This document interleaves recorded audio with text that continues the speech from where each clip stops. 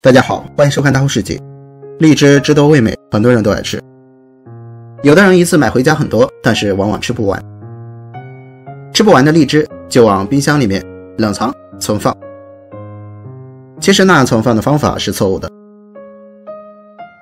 今天就给大家分享如何去保存荔枝，放置半个月都不会坏，一起来看看吧。第一个方法，这个适合比较多的荔枝。首先，这个荔枝是刚买回来的，上面还带有枝节。我们把荔枝一个一个剪下来，不要剪伤到果皮。剪的时候果蒂也要留下一点。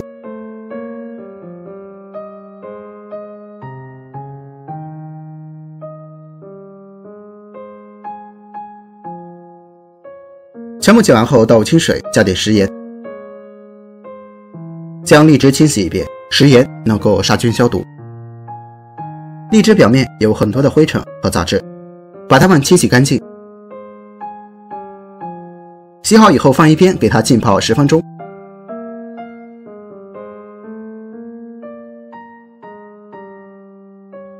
10分钟以后，把盐水倒掉，然后用厨房纸巾擦干表面的水分。擦干水分有利于荔枝的保存时长。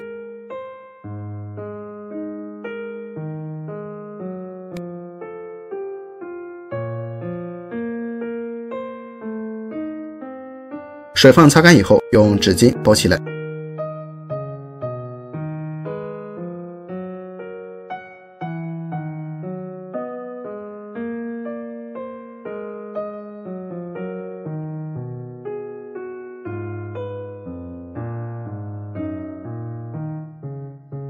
包好以后放入保鲜袋中，排出里面的空气，把口扎紧。然后再放到冰箱冷藏保存，放半个月都不会坏。这个方法也是非常的简单。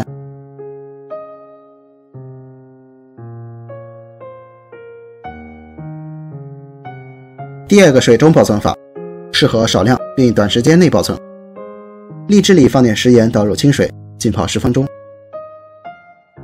同样先清洗掉表面的灰尘和杂质。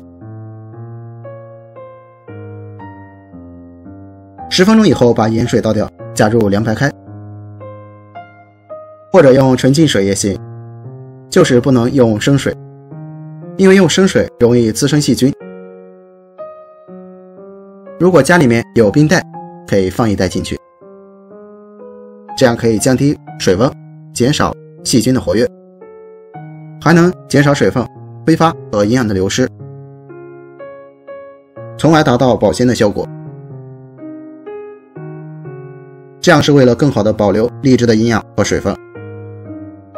这个方法能保存荔枝2到3天。坏掉的荔枝千万不要放进去保存，因为它会滋生细菌，从而感染到其他的荔枝。以上就是保存荔枝的方法，你都学会了吗？喜欢我的视频就关注我吧。